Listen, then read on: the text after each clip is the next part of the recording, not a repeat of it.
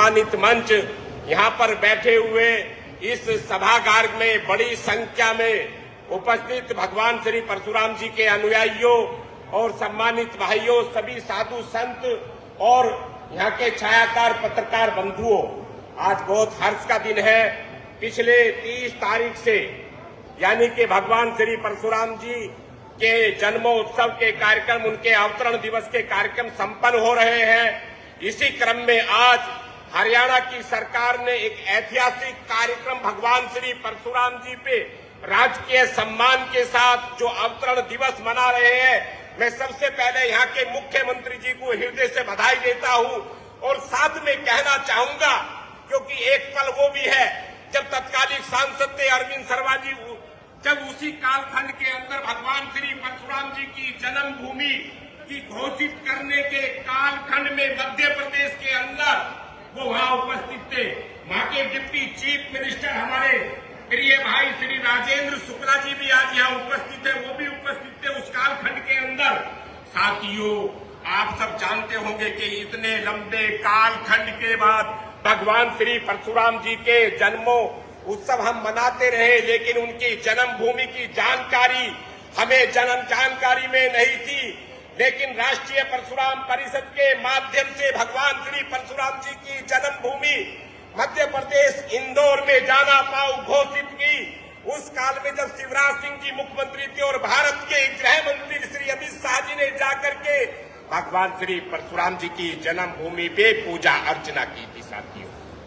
साथियों, ये लंबे कालखंड के बाद भगवान श्री परशुराम जी की इस बात की पहचान के जो वो पृथ्वी पर भगवान विष्णु के 6वें अवतार के रूप में आए थे, उन्होंने भगवान श्री परशुराम जी ने 21 अताताई राजाओं का विनाश करके उस कालखंड में शांति की स्थापना की थी।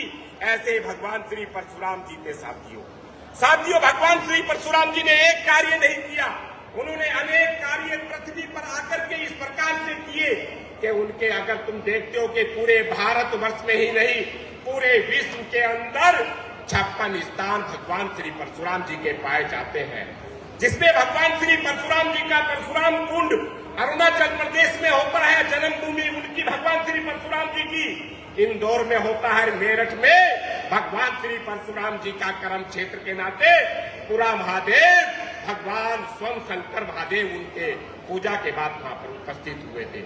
भगवान श्री परशुराम जी के एक पल नहीं है साथियों, आपने एक अवतार के रूप में उनके कई रूप उपस्थित हुए हैं।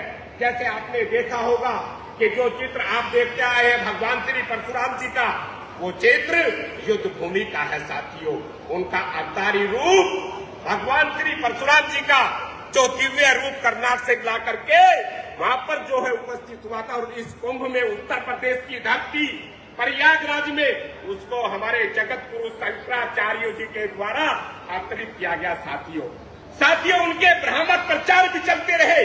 भगवान श्री परशुराम जी के बारे में कहते हैं लोग कि उन्होंने अपनी मां का शीश उतारा था। मैं कहना चाहता हूं कि भगवान श्री परशुराम जी के उस जन जागरण की आवश्यकता है, और जो ये भ्रामक प्रचार है उनको तोड़ने की आवश्यकता है। भगवान श्री परशुराम जी ने उस कालखंड के जब यानी कि ऋषि दंडग्नि जो हमारे सिंधुओं के सप्त ऋषि के रूप में अपने पुत्रों की जब परीक्षा ली थी, तो साथियों उन्होंने उस परीक्षा में कहा कि मां का शीश लाइए उतार के।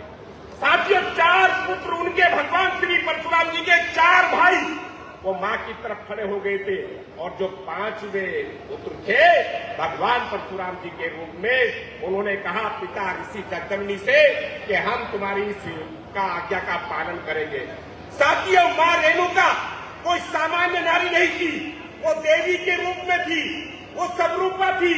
उनको जानकारी थी कि पिता ने परशुराम जी से उनकी परीक्षा लेने के लिए उनको आज्ञा दी है, और जब वो उनकी कुटिया की तरफ को जाते हैं तो भगवान श्री परशुराम जी के पैर फिसल जाते हैं, और वही मां रेणुका कहती है उनसे कि पुत्र आगे बढ़ो, और जो पिता ने आज्ञा दी है उसका पालन करो।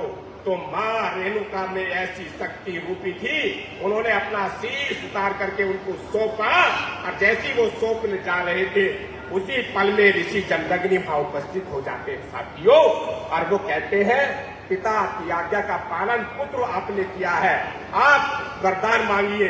वो कहते हैं कि भगवान श्री परशुराम जी ऋषि जमदग्नि आदि के अपने पिता से मेरी माँ का शीश इसी प्रकार दे दीजिए जैसी मेरी माँ थी। तो साथियों, ये कहानी उस पुराणों के अंदर आती है। भगवान श्री परशुराम जी के उस जीवन पर काम करने वाला राष्ट्रीय परशुराम परिषद के द्वारा ही मध्य प्रदेश में जब जन्मभूमि घोषित हुई, वहाँ 56 स्थानों की चर्चा हुई। साथियों, मैं कहना चाहूंगा आज यहाँ लाखों की संख्या में भगवान श्री परशुराम जी के हरियाणा राज्य के यहाँ पर अनुयायी हैं। आप संकल्प लेंगे और ये संकल्प उनके अवतरण दिवस पर लेंगे कि जब हम मध्य प्रदेश जाएंगे और मध्य प्रदेश जाकर के हम जब महाकाल के दर्शन करते हैं, वहीं से 1 घंटे का रास्ता भगवान श्री परशुराम जी की जन्मभूमि है। हम भगवान श्री परशुराम जी की जन्मभूमि पर जाकर के माथा टेकेंगे और दर्शन करेंगे उनके जाकर के। साथियों, आप हाथ उठा करके बताइए कि जब जाएंगे आप सब भगवान श्री परशुराम जी की जन्मभूमि पर जाएंगे, आप ये संकल्प करिए मध्य प्रदेश जाना पाऊंगे। और हम बात करेंगे, यहाँ मध्य प्रदेश के उप मुख्यमंत्री बैठे हुए हैं राजेंद्र शुक्ला जी। हमने तत्कालीन मुख्यमंत्री श्री शिवराज सिंह चौहान जी से भी कहा था उस कालखंड में जब जन्मभूमि घोषित हुई थी, और यहाँ पर अरविंद जी जो इस कार्यक्रम के आयोजक है वो यहाँ पर उपस्थित थे उस कालखंड के अंदर। साथियों, भगवान श्री परशुराम जी की जन्मभूमि भी जैसे हमने उत्तर प्रदेश में भगवान राम की जन्मभूमि को जीर्णोद्धार किया है, ऐसा ही भगवान श्री परशुराम जी की जन्मभूमि मध्य प्रदेश सरकार उसका जीर्णोद्धार करे और इसी प्रकार के मेले वहां लगेंगे। साथियों, मैं ये कहना चाहता हूँ इस मंच के माध्यम से। साथियों, मैं क्योंकि यहाँ बहुत सारे वक्ताओं को बोलना है और मैं अरविंद जी को बधाई देता हूँ, अरविंद शर्मा जी को, जिन्होंने हमारे साथ जाकर के भगवान श्री परशुराम जी की जन्मभूमि पर जाकर के उन्होंने उस महायज्ञ में हिस्सा लिया था। मैं उनको बधाई देता हूँ और सभी को एक जय घोष के साथ अपनी बाणी को विराम दूंगा। हाथ उठा करके